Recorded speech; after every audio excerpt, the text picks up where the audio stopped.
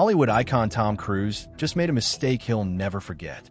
It started with a smirk, a joke, and one brutal jab at Karoline Leavitt's husband during a live televised panel. But the laughter died fast, because what happened next shocked every producer in the room and changed how America sees one of its quietest patriots. When Karoline's husband stormed in, he didn't raise his voice. He raised the stakes. And by the end, even Tom Cruise wasn't laughing. If you enjoy powerful storytelling like this, make sure to subscribe and turn on notifications so you never miss a video. It was promoted as a culture-bridging event, Voices of America, a live primetime special that promised to bring Hollywood glamour face-to-face with middle America grit. The panel was stacked with celebrities and thought leaders, but two names stole the spotlight before the show even began: Tom Cruise and Karoline Leavitt. Tom walked on stage with the confidence of a man used to owning every room he entered. His charm hit like clockwork, a flash of teeth, a wink at the crowd, a few carefully rehearsed jokes that landed exactly where he wanted. Karoline, by contrast, sat calmly in a navy blazer, a small gold cross around her neck catching the studio lights. She wasn't here for applause. She was here for truth. From the moment the discussion began, the contrast was undeniable. Karoline spoke about the erosion of American values, the silent sacrifices of military families, and the role of faith in restoring unity. Tom scoffed, cracked a few more jokes, and looked to the audience for validation. They gave it to him, nervously at first, then more freely. And then, Tom went too far. The topic had shifted to national service. Tom, grinning, leaned back in his chair. "You know," he said, "I've played more soldiers on screen than most real guys have ever met in real life." Some laughter. He wasn't finished. He turned to Karoline, eyes twinkling. "But hey, you probably know a thing or two about that. What's your husband do again? Patriot cosplay? Small-town Rambo?" The laughter came louder this time, but only from the Hollywood side of the room. Karoline didn't flinch. She stared at him, lips pressed together. Then she spoke, slowly, evenly. "My husband, Nick, is a former Navy chaplain. He's buried more heroes than you've ever read scripts about." The studio went quiet. Tom shrugged. "Hey, I'm just saying, don't take everything so seriously." And then, something happened that no one expected. From the back of the studio, the doors opened. A few heads turned. A ripple of murmurs ran through the crowd. The cameras hadn't cut. They were still rolling live. And suddenly, every lens shifted from Tom to the figure walking down the aisle. It was Nick, Karoline's husband, broad-shouldered, composed, dressed simply in a weathered leather jacket with a small American flag stitched onto the sleeve. He didn't storm in. He walked, calm, steady, intentional. Security noticed, but paused. There was no threat in his movement, only purpose. Tom chuckled awkwardly. "Oh wow, is this part of the show?" Nick stepped to the edge of the stage, looked Tom square in the eye, and with a voice that wasn't raised, but couldn't be ignored, he said, "I didn't come to interrupt your script. I came to remind you what real looks like." You could hear a pin drop. The air shifted, and just like that, the ego faded, and the reckoning began. He didn't speak right away. Nick stood just beyond the spotlight, the hum of the cameras still rolling, the studio holding its breath. He wasn't a celebrity. He wasn't media-trained. He was a former Navy chaplain with the quiet gravity of someone who'd seen too much to waste time on empty words. She turned her head slightly to see him. Her eyes didn't widen. They locked. No fear. No surprise. Just a deep, shared understanding. Something unspoken passed between them. The moderators didn't know what to do. The producers panicked behind the glass, whispering frantically into earpieces. Was this scripted? Was this real? The lines were blurring, and the tension was climbing. Tom tried to regain the room with a grin. "What is this? A dramatic entrance? Are we doing scenes now?" Nick took one step forward, then another. He didn't approach his wife. He faced the man who mocked her, who mocked every man and woman who put on a uniform and came home different, or never came home at all. "I didn't come here to make a scene," he said, voice low but crisp, carrying to the far corners of the set. "But when you mock a man's service and laugh at what families go through to keep this country free, you don't get to hide behind a punchline." The laughter stopped. For good. I buried a 19-year-old in Kandahar, Nick continued. Held his mother's hand. Watched her fold the flag she never wanted to see. And you want to make jokes? Tom's smirk faltered. His eyes darted toward the camera, then toward the panelists. No one would meet his gaze. The woman seated beside him didn't move. She let him speak, not because she couldn't, but because she knew this wasn't about her anymore. This was about something bigger. Nick's words didn't boom. They landed. Hard. Truth wrapped in calm fury. You play heroes, he said. You rehearse lines. You ride motorcycles across green screens. That's your job. I don't blame you for it. But don't confuse it with sacrifice. Don't confuse acting like a warrior with holding your brother as he bleeds out. There were no cheers, no applause, just silence. Even the audience, once charmed by celebrity, now sat still, uncomfortable with the mirror being held up to them. Tom opened his mouth, then closed it again. Nick turned his head briefly, meeting his wife's eyes again. There was something in his expression, not anger but weight. The kind a man carries when he's spoken for those who can't. She stood slowly, not to interrupt, but to stand with him. And suddenly, the power in the room shifted from the studio's brightest light to the man who walked in from the shadows. The air was heavy, not with noise, but with something deeper, reckoning. A moment where two versions of America stood face to face, with the cameras still rolling and millions watching live. Nick didn't flinch. He took one slow breath and stepped onto the stage, past the edge of the lights, into full view. The room, once so eager for Hollywood glitz, was now transfixed by something they hadn't seen in years. Honor, unfiltered. Tom tried to laugh it off again, gesturing broadly. Come on, man, it was just a line. You're taking this way too seriously. Nick looked at him, not with anger, but with something worse, disappointment. It's not about a line, he said. It's about everything behind it. He turned slightly, addressing the room now, not just the actor. You know what I remember most from Afghanistan? It wasn't the bombs. It wasn't the heat. It was the funerals, the kids, the broken families who gave everything so people could sit in places like this and make jokes about them. No one moved.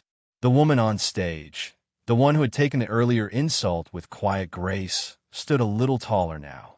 Her silence said everything. She knew this man. She knew every name he carried, every scar he didn't show. Nick's voice didn't rise, but it deepened. My friend Jason was 20. He took shrapnel shielding a child. You know what his mom got? A folded flag. You know what she hears now? Late-night comedians mocking patriotism. Movie stars pretending to know our pain. Studio panels where sacrifice is a punchline. A pause. Tom swallowed, suddenly realizing the gravity he had accidentally unleashed. You don't know what it's like to hold someone's hand as they die praying, Nick continued. But I do. And the next time you think it's funny to take a shot at a man you've never met, ask yourself one thing. Would you say it at his funeral? The silence was deafening. Even the show's moderator, the ever-grinning network personality, looked rattled, unsure whether to cut to commercial or let history unfold. Nick turned slightly back to the actor. You make your living pretending to be brave. I've buried the real thing. And let me tell you, they didn't do it for applause. Tom looked down. His grin was gone. The tension wasn't just between two men anymore. It was between two cultures, one built on sacrifice, the other on spotlights. And somewhere, quietly, a shift happened. A few members of the audience began to nod. Someone near the front whispered, Amen. A veteran in the second row stood up, hand on his heart. Nick took one step back and turned to leave the stage. But just before he did, he said one last thing. Not to Tom, not even to the audience, but to every American watching. We don't need your respect, but you should know what it costs to earn it.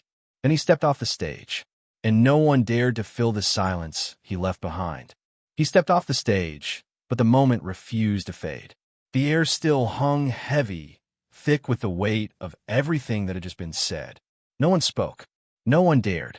Even the cameras, usually so quick to cut away, held on, unsure whether this was still a panel or a national turning point unfolding live.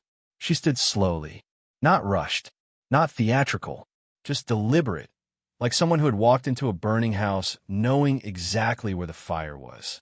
All eyes turned to her. For the first time that night, she didn't just represent a party or a political cause. She represented every military spouse who'd sat in silence while strangers made light of their sacrifices. Every small-town woman whose faith and family were mocked by people who couldn't last a day without their stylists. She looked toward the crowd, then toward the host, then straight into the camera. "You just witnessed something rare," she began, calm but clear. "You saw what happens when a man speaks not for attention, but for the people this country forgets." The audience was dead still. "He didn't come here to argue," she said. "He came because someone crossed a line, not just a line of decency, but of reality." She pointed without pointing, her eyes falling back on the actor, who now sat stone-faced. "Mocking people like him isn't new," she continued. "It's what this industry does. You roll out awards for movies that play war, while real veterans sleep on streets. You cheer for scripts that talk about courage, while families who live it every day are laughed out of the room." There was movement in the crowd, not away from her, but toward her. Something was shifting. "I remember when Nick was deployed," she said, voice softening slightly. "Every day I waited for a phone call that might not come. Every night I prayed over an empty seat at our dinner table. And while I was doing that, people in cities like this were calling us backwards, brainwashed, expendable." Her voice rose just slightly. "You don't get to insult that and call it entertainment. You don't get to mock a man's faith or his uniform or his silence, and then say you were just kidding. That's not wit. That's cowardice dressed as culture." A single clap echoed from the back, then another. But she didn't pause for applause. She leaned forward slightly toward the mic. "And here's what you didn't expect. We don't need Hollywood to like us, but we will call you out when your jokes become poison." She stepped back, looked toward the man, now sitting still on the edge of the stage. Their eyes met again. Strength met strength. Then, with steel in her voice, she finished. "If you think tonight was uncomfortable, good. America has been uncomfortable for years, and it's about time someone made you feel it." Now the crowd was standing, and there was no going back. He didn't speak right away. For once, Tom Cruise, the master of media moments, the king of confidence, had no script. No quip, no line. He sat frozen, still holding the microphone like he might remember how to use it. But the crowd had changed. The energy had shifted. And this time, he wasn't the star. She had stepped back into her seat. The room was still reverberating from her final line. Nick remained near the edge of the set, arms folded, watching quietly, like a man who had seen many battles but never expected to fight one on national television. The moderator cleared his throat. "Tom, would you like to respond?" The actor blinked, looked toward the audience, searching, maybe, for a familiar smirk or a supportive laugh. But there was nothing. The sea of faces that once giggled at his jokes now stared blankly. Some looked ashamed, others defiant. A few even nodded in quiet agreement with the man and woman who had just shattered the illusion. He started faltering. "I didn't mean it like that.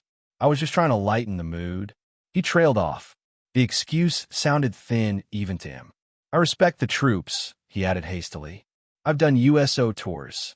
But it didn't matter, because the moment wasn't about his resume anymore. It was about what everyone had just felt, the stark difference between real courage and polished charisma. Behind the scenes, producers were scrambling. Phones were buzzing. Social media was already on fire. Clips were spreading like wildfire. Not the segment they had planned, but the explosion they hadn't. A 30-second video of Nick saying, "You play heroes. I buried them," had already hit 1 million views. Another cut of her declaring, "We don't need Hollywood to like us," was rocketing across veterans forums, conservative circles, even apolitical platforms. The network didn't know it yet, but they had just broadcast a cultural reckoning in real time. Tom tried again. "Look, I was making a joke about..." But he stopped himself. There was no recovery. And then Nick stepped forward just one step. He didn't shout. He didn't gesture. He simply said, "The difference between you and me, Tom, is that when my best friend died in Fallujah, I didn't tweet about it. I held his hand. I listened to his last prayer. And I never told anyone until now." Even the crew gasped. Tom looked down at the floor, completely undone. And that's when the audience began to stand. First a few, then dozens. Not for the movie star, not for the moderator, but for the man who said what too many were afraid to say. Nick didn't raise his hands. She didn't wave. They didn't need to, because in a studio built for make-believe, two people had just reminded America what truth feels like. By the time they left the stage, the war had already begun. Not with weapons, but with words, headlines, and hashtags. The network tried to spin it. They released a press statement calling the moment an unscripted exchange of ideas and praised the evening's passionate dialogue. But America wasn't buying it, because the people had already chosen their truth, and it wasn't in the press release. Clips of the confrontation went viral within hours. Every social media feed lit up with phrases like, "You play heroes. I bury them. Cowardice dressed as culture. We don't need Hollywood to like us." Within 24 hours, those lines were stitched into T-shirts, echoed on talk radio, and tattooed across the conscience of the country. The culture war had been televised, and this time, the Heartland won. She didn't say a word online. Not a tweet, not a video. Neither did Nick. But others filled the silence. Veterans posted stories. Gold Star families shared memories. Military spouses uploaded tearful reactions, saying, "Finally, someone said it." Tom's PR team went into damage control mode. They released a tightly worded apology. Something about deep respect for the military, unintended offense, and a promise to listen and learn. But it was too late. The words felt hollow, manufactured, because what the world had witnessed wasn't a PR moment, it was a moral one. The same talking heads who once praised Tom's activism now hesitated. Some tried to defend him, saying the joke was taken out of context. Others turned on him, sensing the public tide shifting. And shift it did. A poll by Morning showed a stunning turn. 73% of viewers said they sided with the couple. Even among those who didn't know her name before that night, the message had landed. She stood up for every forgotten American, one commenter wrote. "He spoke like every man I served with," another said. "This wasn't political, it was spiritual," one tweet read, racking up hundreds of thousands of likes. The network's advertisers noticed, too. Quietly, some pulled future ad spot from segments featuring celebrity panels. They wanted no part of another cultural misfire. Behind closed doors, producers whispered about a new kind of television moment, one you couldn't fake, edit, or rehearse. Meanwhile, Nick returned to his town without a word. No press tour, no book deal, just Sunday service, quiet mornings, and the same beat-up truck he'd driven since deployment. She did only one interview, local radio. When asked why they didn't capitalize on the moment, her answer was simple. "You don't monetize conviction. You live it." And just like that, the nation realized something had changed. Not because two people made a scene, but because two people told the truth, and America finally listened. The headlines moved on, as they always do. A celebrity divorce, a stock market dip, another scandal somewhere.